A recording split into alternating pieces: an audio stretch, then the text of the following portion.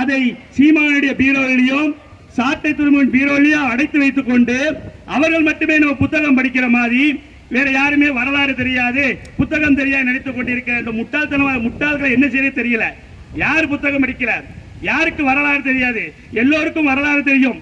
ஆப்பிரிக்க கண்டத்திலிருந்து சிறு துண்டா பிரிந்து வந்து இந்திய கண்டம் எப்படி உருவான வரலாறு தெரியும்.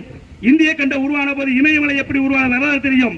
மலைகளிலே மக்கள் வாழ்ந்த வரலாறு தெரியும். அவர்கள் விவசாயத்தை கண்டுபிடித்த பின்பு சமவெளிக்கு வந்த வரலாறு தெரியும். எங்களுக்கும் எல்லா வரலாறு தெரியும். அண்ணன் சீமானுக்கும் விஜயலட்சுமிக்குமான வரலாறும் எங்களுக்கும் தெரியும். உங்க சீமானு விளையாட்டு வரலாறை நாங்கள் சொல்லட்டுமா? உங்களை மாதிரி ஆக்ரோஷமா கையை வைத்து சொல்லணுமா? இல்லை அடுக்குமொழியில் சொல்லணுமா? இல்லை நக்கலாக சொல்லணுமா? இல்லை கேலியாக சொல்லணுமா? கிண்டலாக சொல்லணுமா? சீமானுக்கும் சாட்டை திருவிழும் நாங்கள் கேட்கிறோம். உங்கள் வரலாறை நாங்கள் எந்த மொழியில் சொன்னால் உங்களுக்கு புரியும் என்று சொல்லுங்கள். உங்கள் வரலாறு நாங்கள் அந்த மொழியில் சொல்கிறோம். எங்கள் வரலாறை சொல்வதற்கு உனக்கு என்ன தகுதி இருக்கு? இன்னும் சொல்லுதா?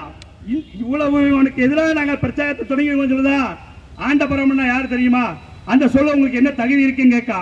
நாங்கள் ஆண்ட பரம்பரை என்று நாங்கள் எல்லோரும் அடிமைப்படுத்தி ஆண்டோம் என்பதல்ல. எங்கள் மன்னர்கள் மக்கள் மனதை ஆண்டவர்கள், மண்ணை ஆண்டவர்கள், மண்ணை நேசித்தவர்கள்.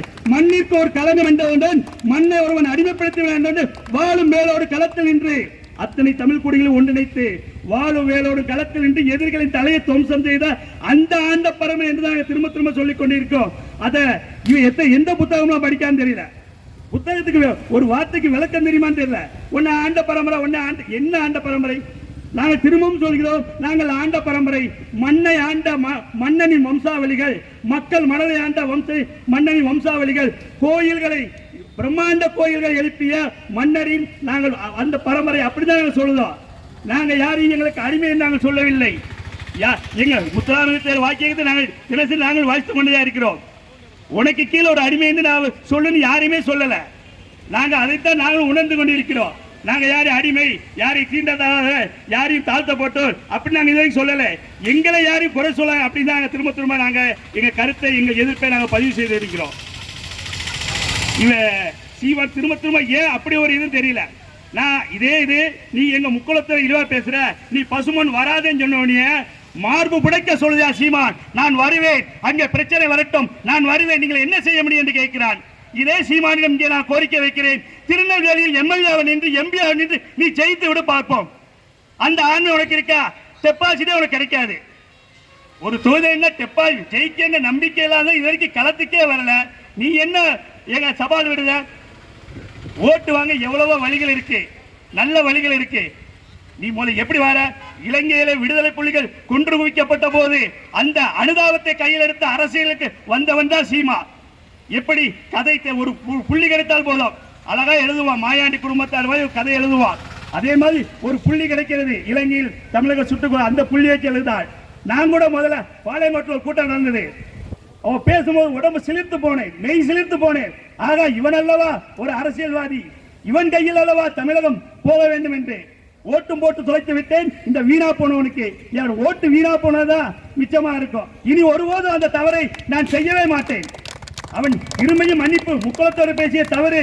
இனி நான் அந்த வரலாற்றை நான் திருத்தி பேச மாட்டேன் என்று சொன்னாலும் கூட சத்தியமாக சொல்கிறேன், ஒரு நாள் என் ஓட்டு, என்னை சார்ந்தவர் ஓட்டு, என்னை நேசிப்பவர் ஓட்டு, என் குடும்பத்தினர் ஓட்டு, என்னை சார்ந்தவர் சூழ்ந்தவர் ஓட்டு நாம் தமிழர் கட்சிக்கு விழாது. அவனை நாம் தமிழர் கட்சி என்று சொல்வதற்கே எனக்கு கேவலமா இருக்கிறது. நான் தாக்கா அவ்வளவுதான். அவன் என்ன அர்த்தனாலும் எடுத்துக்கிட்டோம். அவன் நம்மை பிரித்து நினைக்கக்கூடிய எப்படி நாம் தமிழன் என்று அவனை எப்படி சொல்ல முடியும்? அது நாத்தாக்கா அவ்வளவுதான். அந்த நாத்தாக்க அர்த்தம் நிறைய இருக்கு. ஏன்னா அவன் தான் நிறைய புத்தகங்கள் படிக்கிறான். நான் அப்படின்னாலே நாக்கு தான். யாகாவராயினும் நாக்காக்க காவாக்கள் சோகாப்பர் சொல்லிழுக்கப்பட்டு 1330 குரல். இந்த ஒரு குரல் தான் ரொம்ப உயர்ந்த குரல். இந்த ஒரு குரலை கடைபிடிக்காத அத்தனை பேரும் மண்ணை கவ்வியதான் வரலாறு. அதான் திரும்பி சொல்றான், யாகாவராயினும் நாகாக்க. நீங்க யாரா இருந்தாலும் உங்க நாக்கை காக்க வேண்டும் என்று சாட்டை துரைமுருகனுக்கும் சீமானுக்கும் சொல்லிக்கொண்டு இன்னும் இந்த ஆர்ப்பாட்டம் இதோ முடிய போவதில்லை. உனக்கு எதிரான கண்டனங்களும் இதோ முடிய போவதில்லை. இது உனக்கு சட்டமன்ற தேர்தலிலும் அடுத்து எதிரொலிக்கும் என்பதை சொல்லிக்கொண்டு பேச வாய்ப்பு தந்தமைக்கும் இந்த ஆர்ப்பாட்டத்தை ஏற்பாடு செய்தமைக்கும் அண்ணன் பவானி வேல்முருகன் அவர்களுக்கும் புலித்தேவர் மக்கள் முன்னேற்ற கழக நிர்வாகிகளுக்கும் நன்றி. நன்றி, வணக்கம்.